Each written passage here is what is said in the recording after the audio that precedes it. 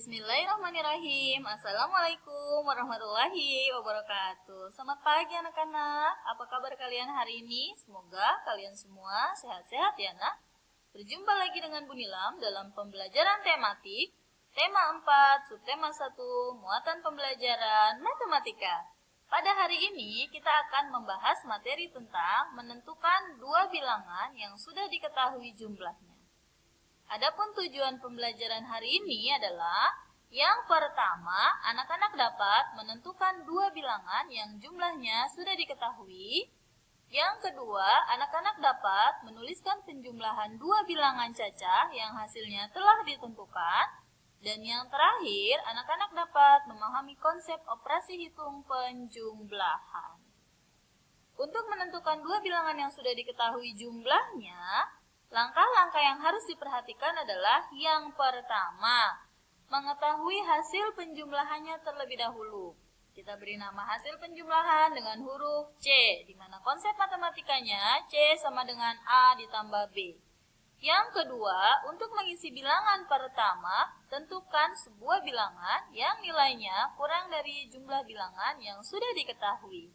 Kita beri bilangan pertama ini dengan huruf A. Untuk bilangan pertama, kalian bebas memilih angka berapa saja yang kalian inginkan asal nilainya kurang dari jumlah bilangan. Di mana konsepnya adalah A sama dengan C dikurang B. Dan yang terakhir, untuk mengisi bilangan kedua, jumlah bilangan dikurangi oleh bilangan pertama. Kita beri nama bilangan kedua dengan huruf B. Di mana konsep matematika B sama dengan C dikurang A. Nah, contohnya adalah, sebelum kita masuk ke contoh yang harus diperhatikan konsepnya terlebih dahulu. Bilangan pertama kita sebut dengan A, bilangan kedua kita sebut dengan B, dan bilangan yang ketiga kita sebut dengan C. Contoh, sudah diketahui sebuah jumlah kedua bilangan adalah 180. Maka berapakah nilai A dan berapakah nilai B? Atau berapakah nilai bilangan pertama dan berapakah nilai bilangan kedua? Seperti yang sudah Bu Nilam sampaikan sebelumnya, bahwa untuk A, kalian bebas memilih angka berapa saja yang kalian inginkan asal kurang dari C, di mana C-nya adalah 180. Di sini Bu Nilam memilih angka 80. 80 kurang dari 180 bukan? Iya benar. Dan setelah kita menentukan bilangan A, kita melanjutkan untuk bilangan B. Caranya adalah bilangan B sama dengan C dikurang A, di mana C adalah 180 dan A adalah 80. Maka 180 dikurang 80 sama dengan 100. Jadi 80 ditambah 100 sama dengan 180. Dengan kata lain dapat dikatakan bahwa A adalah 80 dan B adalah 100. Oke, kita lanjut ke contoh selanjutnya. Di sini ada sebuah tabel yang berisi angka jumlah dari kedua bilangan. Nah, di sini diminta untuk menentukan kemungkinan bilangan berapa saja yang hasil penjumlahannya adalah 280. Kita ke kolom pertama dulu ya nak. Untuk yang pertama, angka pertama Bu Nila menginginkan angka 200. Dan untuk menentukan bilangan kedua pada kolom pertama, caranya adalah 280 dikurang 200. Maka hasilnya adalah 80. Untuk kolom kedua, angka pertama Bu Nila menginginkan angka 100. Maka angka yang kedua adalah caranya 280 dikurang 100 sama dengan 180. Dan untuk yang terakhir, angka pertamanya Bu Nila menginginkan angka 250. Maka untuk mendapatkan hasil bilangan kedua, kita gunakan cara susun ke bawah.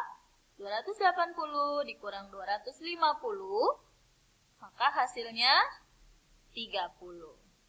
Kita lanjut ke contoh berikutnya, ada contoh soal cerita. Jika mempunyai 170 kelereng, kelereng tersebut akan dimasukkan ke dalam dua wadah yang berbeda. Tentukan kemungkinan banyaknya kelereng dalam setiap wadah. Karena soal cerita, maka kita harus uraikan terlebih dahulu ya nak. Diketahui, Dika mempunyai 170 kelereng. Ditanyakan, berapa kemungkinan banyaknya kelereng dalam setiap wadah? Maka untuk menjawab kita harus mengingat konsep dari penjumlahannya. A ditambah B sama dengan C. Maka berapa ditambah berapa sama dengan 170. Untuk bilangan pertama, Bu Nilam isi dengan nilai 100. Maka yang keduanya adalah caranya 170 dikurang 100 sama dengan 70.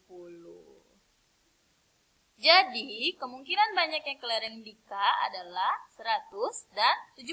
Atau kata lainnya adalah wadah yang pertama berisi 100 kelereng dan wadah yang kedua berisi 70 kelereng. Oke, kita lanjut ke contoh soal berikutnya. Keluarga kami sering sekali sarapan jagung karena ayah kami memiliki kebun jagung. 3 panen terakhir ayah memanen 2.000, 3.500, dan 2.440 buah. Ayah kami menyimpan sebagian jagung di rumah dan sebagian lagi dijual ke pasar.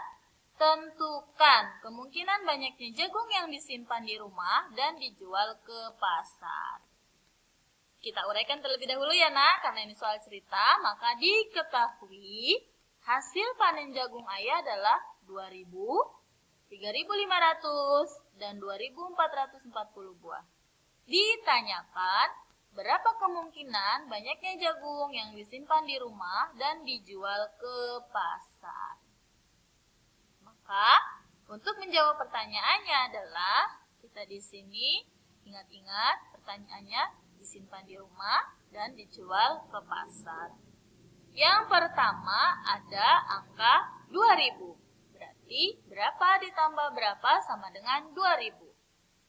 Angka yang pertama Bu Nila menginginkan angka 1.000. Maka untuk bilangan kedua 2.000 dikurang 1.000 hasilnya adalah 1.000.